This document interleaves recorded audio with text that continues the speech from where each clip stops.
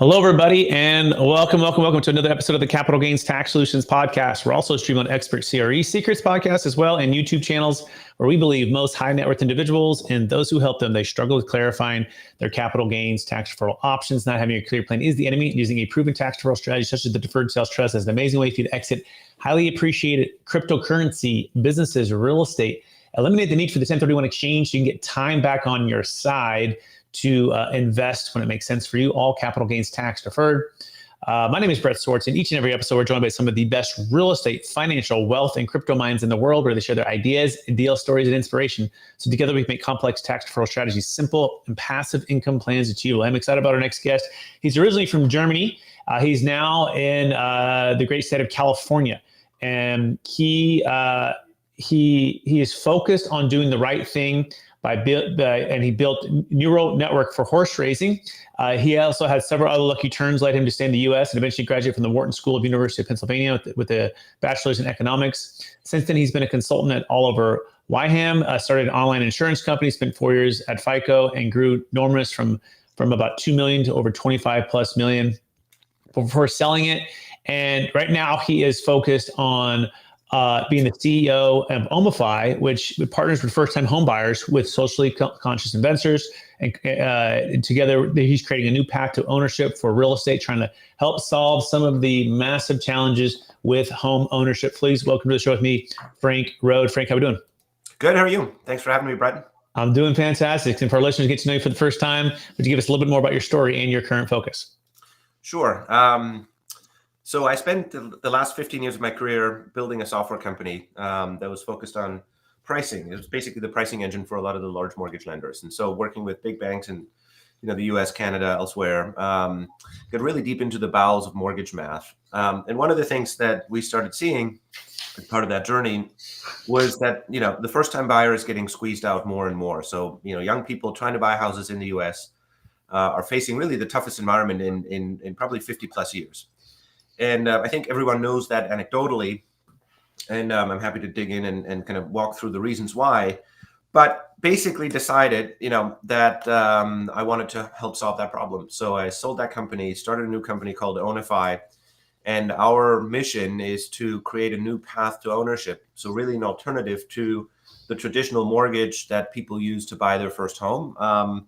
And specifically an alternative that allows people to overcome that down payment hurdle, right? Which is the largest barrier to entry for a lot of folks out there. So I started that company, Ownify, 2 years ago, been working on it. We're live in North Carolina, have done a number of transactions, started a fund, and are now working on expanding that model. And obviously, as you dig into that, you run into all the interesting tax challenges, which is I know one of the big focus areas of this pod. So, happy to dig into that.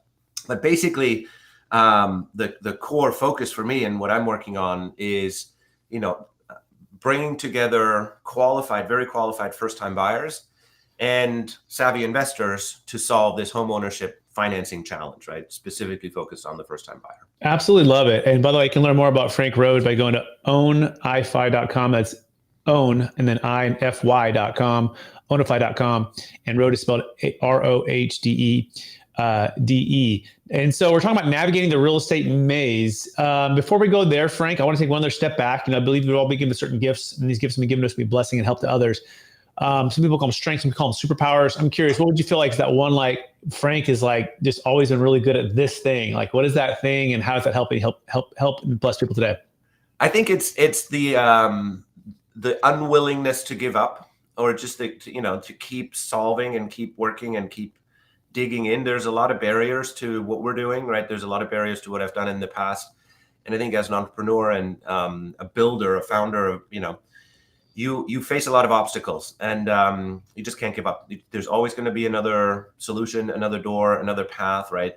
And so a lot of it is about the grit and the endurance and just the willingness to keep going, even when things might be tough and it might seem like there isn't a path forward.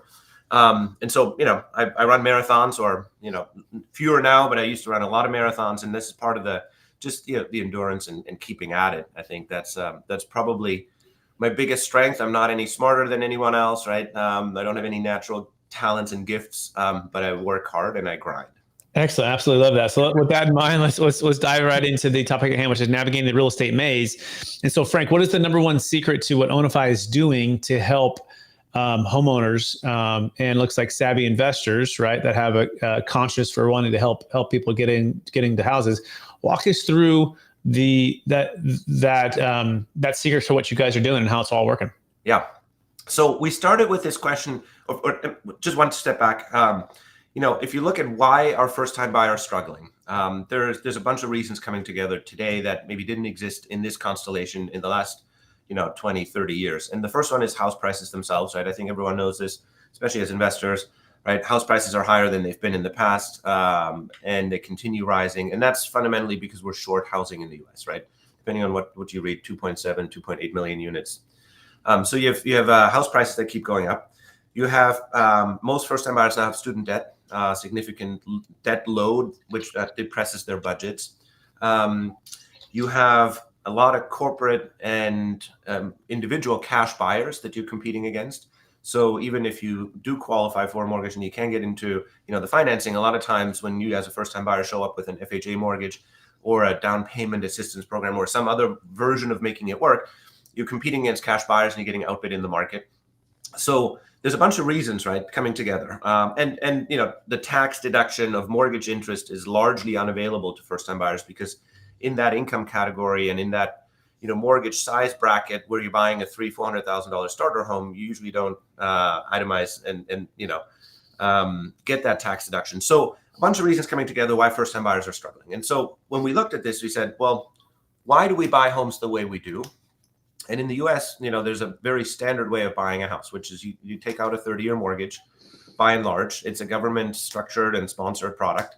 And you go out and, you buy the home, you hold title, depending on the state, you sign the title, but basically you get a lot of debt to buy a house. And then you pay that debt off over, the next 30 years, or maybe you refi and, eventually you might sell the house. And so the question that we asked is, why do you have to buy your home all at once? Why couldn't you buy your home brick by brick, as we call it, right? Or in fractions? Why is it not possible today to go pick a house and then, live in that home and own a portion and rent the other portion, right? And if you think about that, it's actually a fairly simple question, but it's really hard to engineer that. And so, navigating the real estate maze, one of the things we dug into then is, what is the notion of ownership? What does ownership really mean? It turns out ownership is a bundle of rights, right? And one of the big rights and important rights is obviously the right to occupy the home. A big right is the ability to control what happens to the home, so to sell it or to hypothecate it or lend it, borrow against it. And so we looked at that bundle of rights and said, this is what ownership means. And we took it apart and then put it back together in a different fashion. And so what Ownify really does is we fractionalize homes into investable shares, or bricks as we call them. And what that allows us to do is create an on-ramp for the first-time buyer. So the way that works is, the first step is we qualify buyers. So we get because this is a big problem, we get a lot of applications.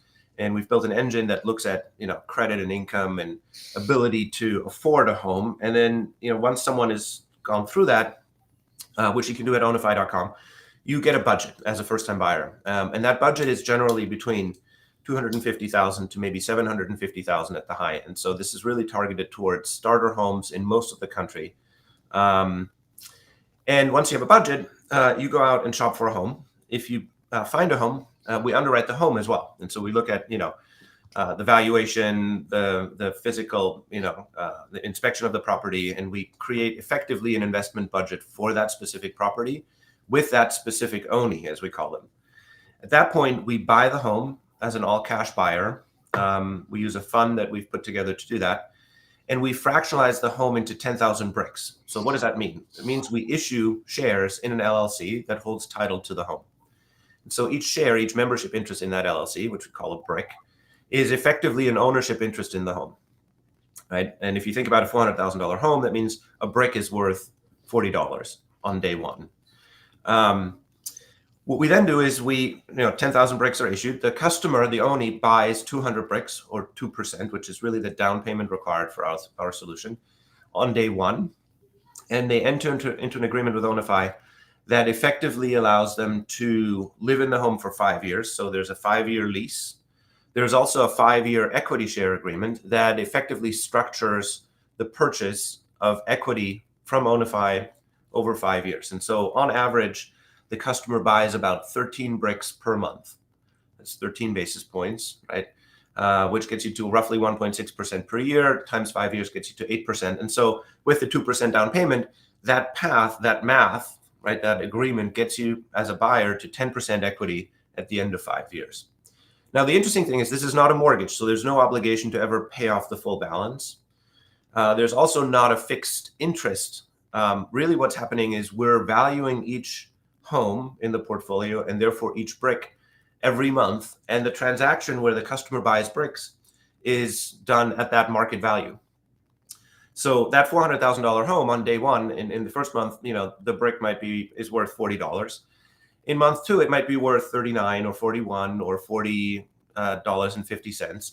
And so the value of the brick fluctuates with the value of real estate over time, which really means that what we're allowing the customer to do is dollar cost average the purchase of equity in the home, right? And because they're making a fixed payment, in some months they're buying slightly more bricks, in some months they're buying slightly fewer bricks.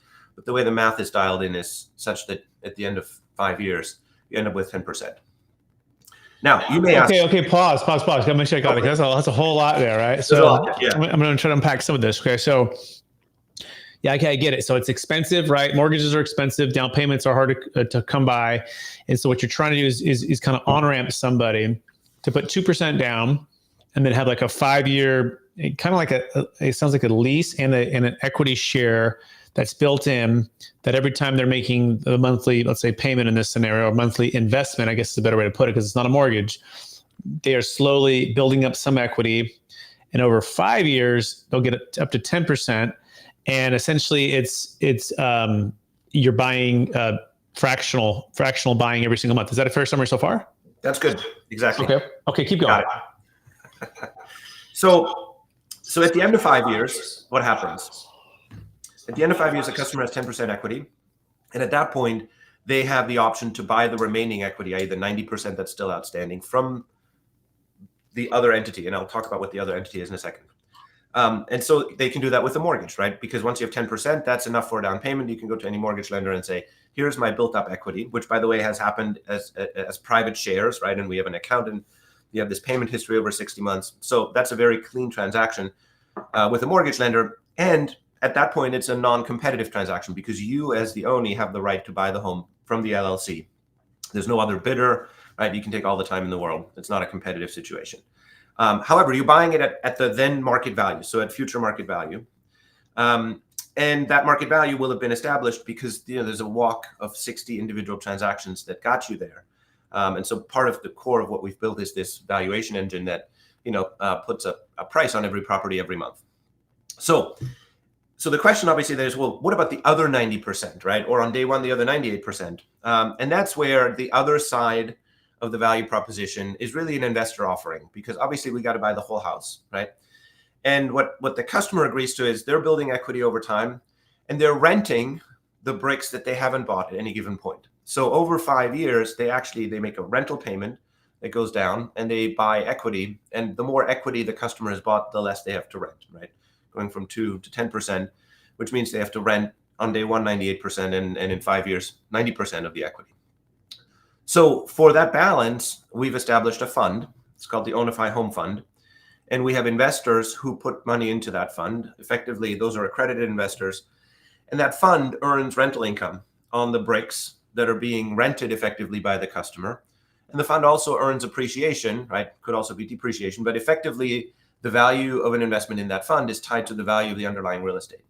So what we've done on the investor side is we've allowed investors to access owner-occupied residential real estate in a long-term contract and participate in the appreciation and the cash generation, right, the income potential of that asset. Okay, pause. Okay, so it sounds like it's a 98% joint venture partnership where you're asking an investor to partner with you on this house that, hey, I just bought my house right across the street here for $1 million. And I'm like, look, if you come with 2% down payment, right, you can live in the house, right?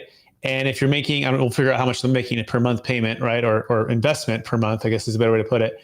We will own this together, and it's going to slowly, more of it's going to be rent in the beginning, but I guess depending on the fluctuation, it'll rise up. You're buying your equity as you're living in it. And then I had a 98% to start, but in 5 years I'll have 88%. Am I doing the math correctly, Frank? Or what am I missing? That's right. That's exactly right. Yeah.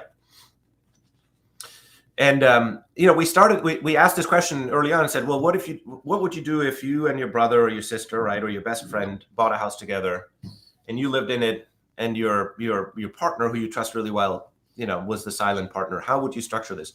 We said you would probably ask for rent, right, on the half that you don't that you own but don't live in. So what we're doing here is structurally very similar, only we're doing it at scale, and we're doing it across potentially hundreds of investors and hundreds of ownies in individual assets. So the ownie lives in it, pays rent on the fraction that they don't own. The more they buy, the bigger their stack of bricks, the less they have to pay in rent.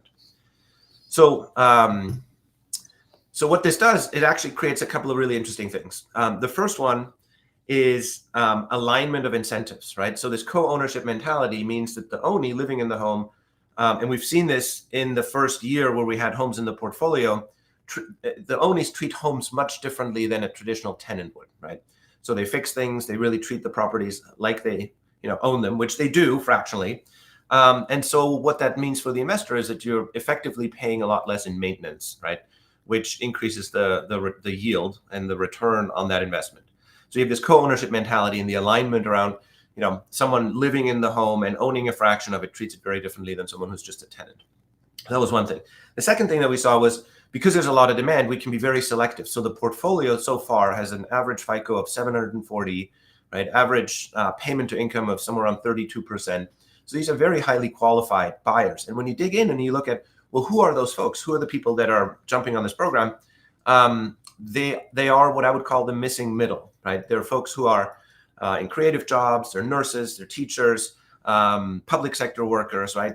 Folks with college degrees, they have good jobs, they make a good amount of money, but they're not wealthy, and they haven't had enough time to save the down payment. So really what we're doing is we're allowing them to jump that hurdle into real estate ownership. Because of the way the program is structured, you also have this interesting dynamic where, if you look at it as an SFR investor, as a single family rental investor, right, you don't have lease up costs because we don't buy a home until we actually have the ownie contractually committed. So they pay rent from day one. We've had also 0% vacancy, and because of the quality of the portfolio, we've had 0 late pays. And so all of that ultimately comes together to increasing the yield on the investor side to somewhere around 300 basis points above the average for SFR investments out there. And that's an attractive value prop to investors, which is why we started the fund to say, Ownify Home Fund sources capital at market and above market rate in an asset class that people understand and like.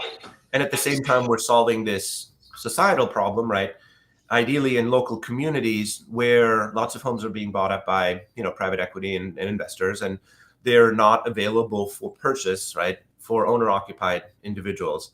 And so what we've done is kind of created this hybrid, right, alternative path to ownership that solves both problems, right? On the one side, get access for investors to local single-family homes as an investment opportunity. On the other side, solve that on-ramp problem. Got it. Okay, got it. So it sounds like the lease option JV hybrid, right, where it helps the seller treat the buyer well, and the buyer to treat the seller well. Kind of it aligns their interests because they both have ownership, and it leads to typically less maintenance, typically lower vacancy, and less lease up cost, and that creates that delta of increased returns.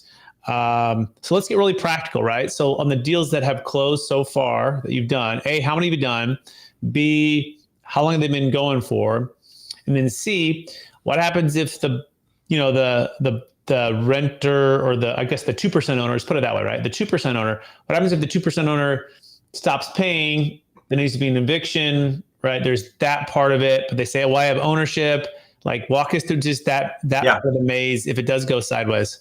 Yeah. So first answer, we're young, we're early. We launched in May. We've done 6 transactions, so we have 6 homes in the portfolio, and so far that's gone really well. As I mentioned, no late pays, no issues.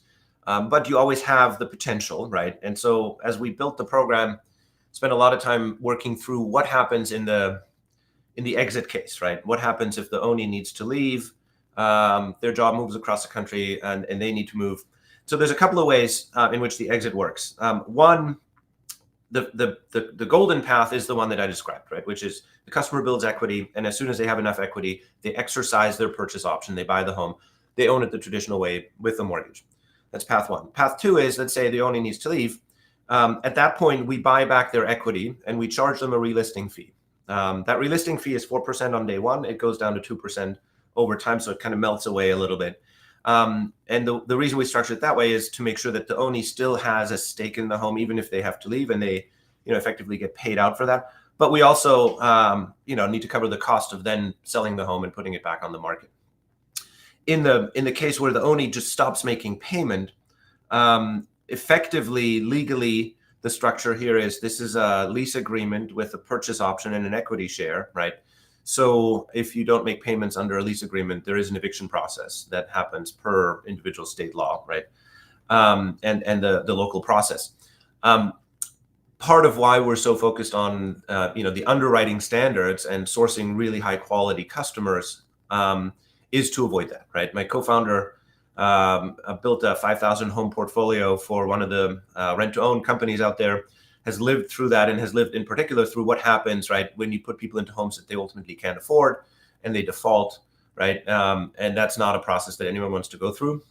It's not good for the customer. It's not good for us, and certainly not for the investor, right? So we're trying early on upfront to avoid that.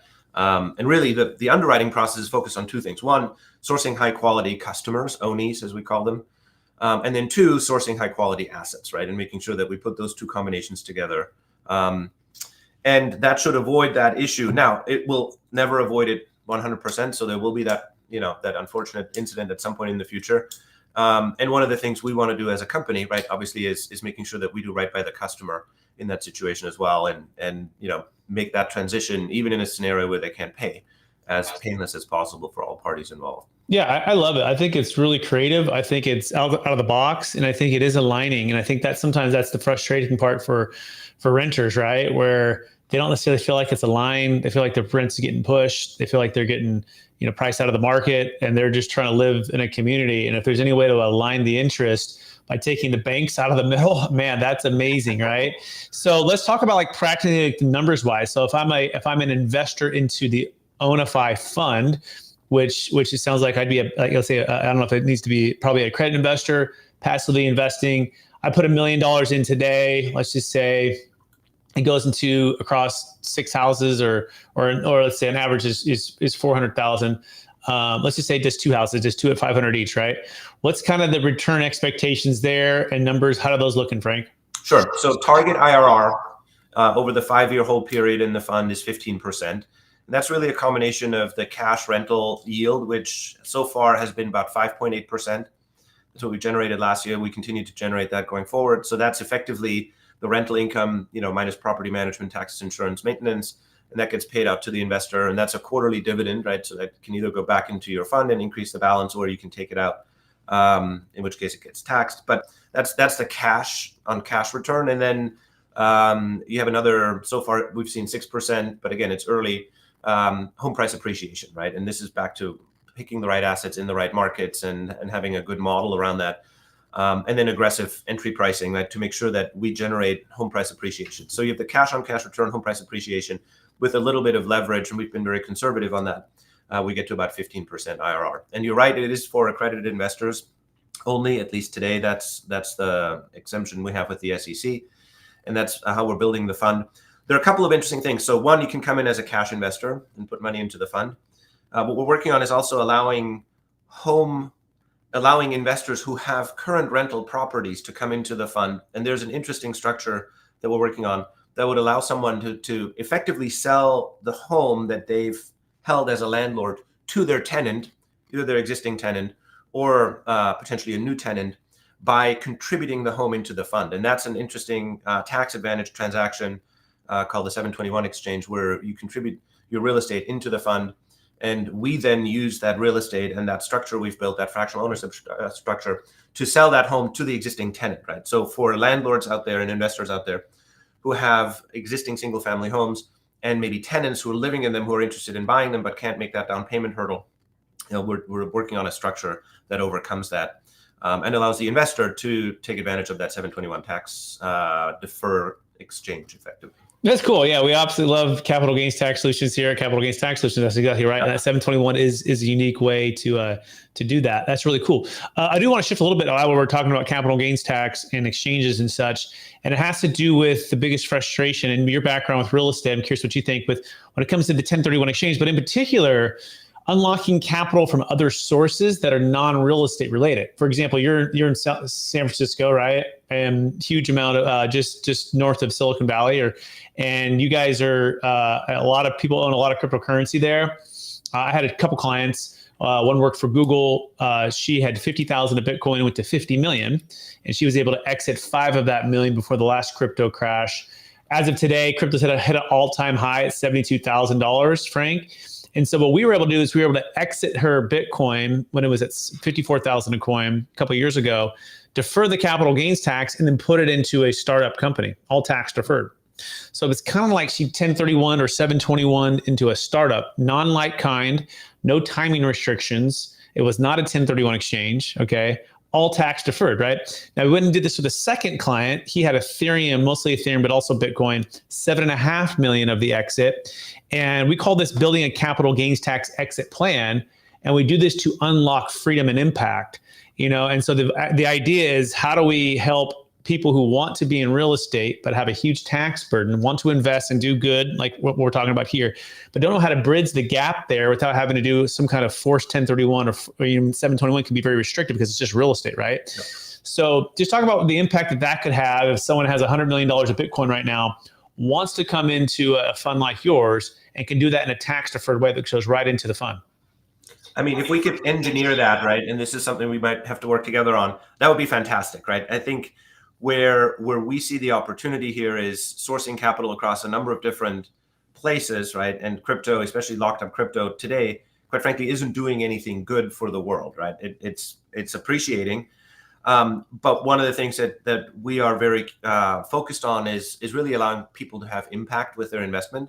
And you could have that in your local community. So we've had investors come in with different capital sources to say, I want to help folks in this particular community, right? We have a retired UNC professor who really cares about Chapel Hill and wants to make sure that, we enable homeownership in Chapel Hill. So we've done that. We have other folks who have very specific areas of focus and interest, right? Or communities they want to support. And to the extent that you can use crypto that's locked up, and especially if you can engineer a tax deferred solution of, moving that capital into real estate, I think you're doing two things. One is you're potentially having an impact in your local community, right? Or for folks who need help, that missing middle, right, to make the jump into homeownership. And two, if you can do it in a tax deferred way, right, you're putting that capital into a much lower risk asset class, right, that maybe isn't as exciting as crypto, but certainly not as volatile either. Absolutely. We couldn't agree with you more. And people want to learn more about this, you can go to capitalgainstaxsolutions.com. We also wrote a best-selling book on it as well called Building a Capital Gains Tax Exit Plan. And it's, we believe the proven strategy to unlock highly appreciated assets, defer the tax, and invest into exactly what Frank is talking about, real estate or businesses, or invest back into cryptocurrency when it makes sense. The key is getting timing on your side and not feeling trapped by not selling or having to move to Puerto Rico in order to get a tax advantage.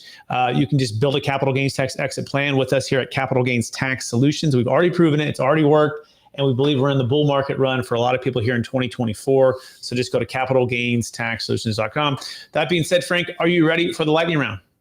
Go for it. All right. Knowing what you know now, if you could go back to your 25-year-old self, what's the one golden nugget and make sure to tell yourself to do?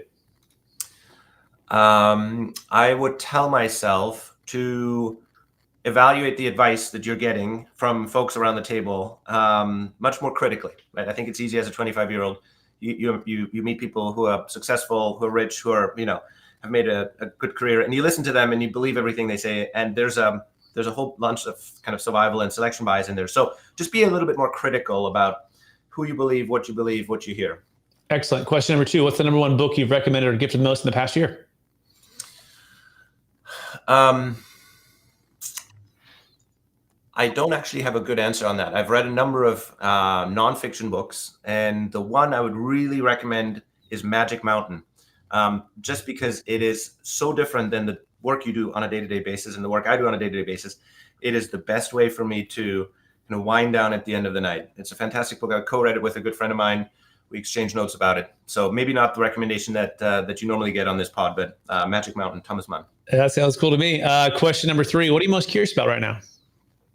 I'm learning a lot about tax and capital gains tax, the 721, the 1031 exchange, really how to optimize my fund and the business we're working on, for that. I'm also learning a lot about impact investing and DAF and, how donor advised funds can play a role in this.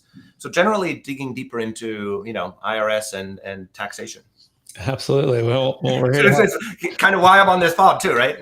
Yeah. Well, we're happy to help. We're in the battle here too for that. It's $84 trillion transferring in the next 20 years, largest wealth transfer history of the planet.